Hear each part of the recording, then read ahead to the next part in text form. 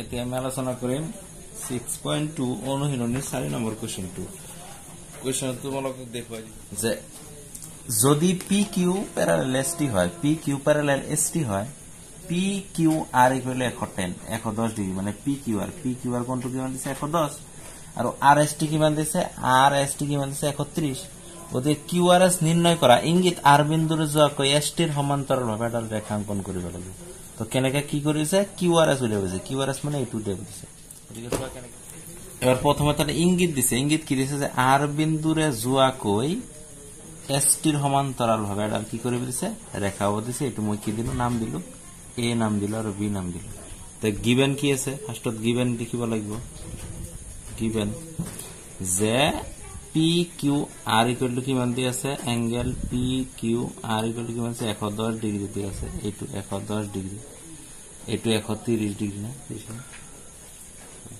তার পিছত এঙ্গেল আর S T দি আছে, আর S T equal to 130 degree আছে। তার পিছত A B P Q parallel S T হয়েছে, এইটো দি আছে। এতে অঙ্কন কি কৰিলো, আমি অঙ্কনটো লিখিব লাগিব। অঙ্কন কি কৰিলো, অঙ্কন যে আৰ বিন্দুৰে এস টিৰ সমান্তৰালকৈ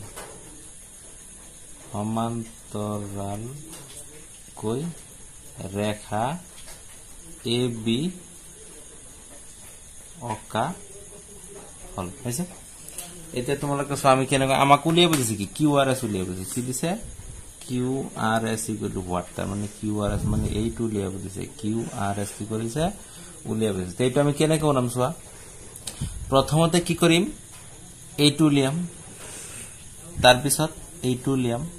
এই দুটা যেতিয়া হ'ব তেতিয়া এইটো কি কৰিম, সৰলকৰণ কৰি দিম, মাজৰটো ওলাই যাব হৈছে। তো এইটো আমি কেনেকৈ উলিয়াম, এইটো প্ৰথমতে আমি এইটো কেনেকৈ উলিয়াম, এবাৰ তোমালোকে চোৱা, ইয়াতে কৰি দিছো মই যে এইটো যদি মই তিৰ্যক কৰাকে ফালে কোণ ধৰো, এইটো এ কিউ আর তার মানে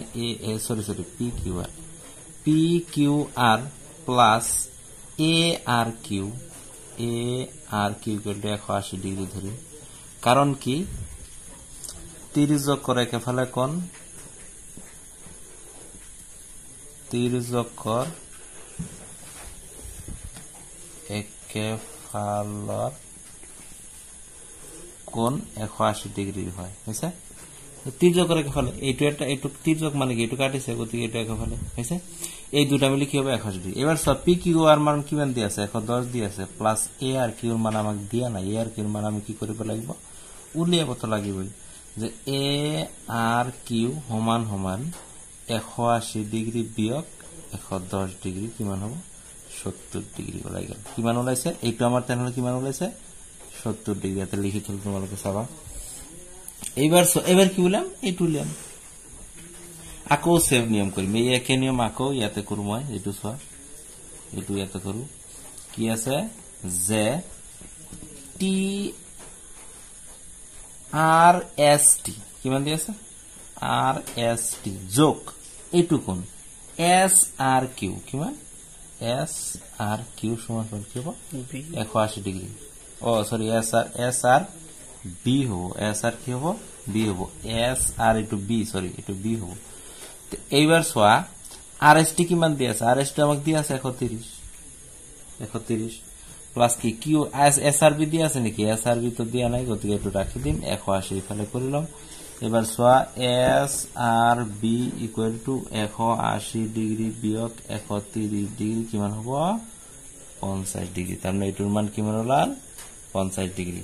এবাৰ চোৱা এইটোৰ মান উলিয়াইছে, এইটোৰ মান আমাক দিছে উলিয়াব, গতিকে এইটো এটা গোটেইখিনি এটা সৰল কোণ ধৰিম, ধৰি এইটো এনসাৰটো লিখি দিম।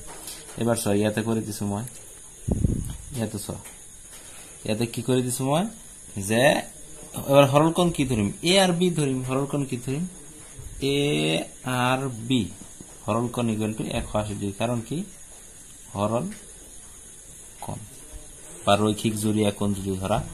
তাৰপিছত এইটোৰ কাৰণ কি আছিল, এই সেম আছিল। এইটোৰ কাৰণ কি আছিল, এইটোৰ নিচিনা সেম আছিল। তোমালোকে লিখি লোৱা, মোৰ ঠাই নাই কাৰণে লিখি দিয়া নাই।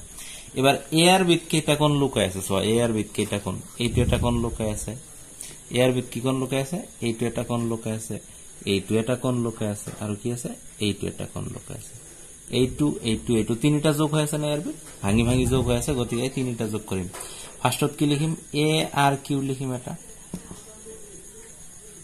প্লাস কি লিখিম কিউ আর এস লিখিম এটা কিউ আর এস প্লাস আৰু কি লিখিম এস আৰ বি লিখিম এস আৰ বি সমান সমান কি 180 ডিগ্ৰি হইছে কাৰণ তো ওপৰত লিখি দিছো আগত এ আৰ কিউৰ মান কিমান পাইছে আমি 70 ডিগ্ৰি পাইছি কিউ আৰ এস আমাক উলিয়াব দিছে এস আৰ বিৰ মান কিমান পাইছো আমি 50 ডিগ্রি পাইছো ইকুয়াল টু 180 ডিগ্রি এবার সোয়া এই দুটো একেলগ করে দিম কি হলো 7 5 12 মানে 120 ডিগ্রি হবে এদিকে 120 ডিগ্রি প্লাস কিউ আর এস ইকুয়াল টু 180 ডিগ্রি এবার কিউ আর এস ইকুয়াল টু 180 ডিগ্রি মাইনাস কি মান 120 ডিগ্রি ওদিকে आंसर কি হবে 60 ডিগ্রি তো কিউ আর এস এর মান কি হবে 60 ডিগ্রি তো তোমালোকে বুঝি পাইছা বুঝি যদি পাইছা তাহলে লাইক কমেন্ট শেয়ার ও সাবস্ক্রাইব করিবা চ্যানেলটো আর কমেন্ট কৰি জনাবা কেনে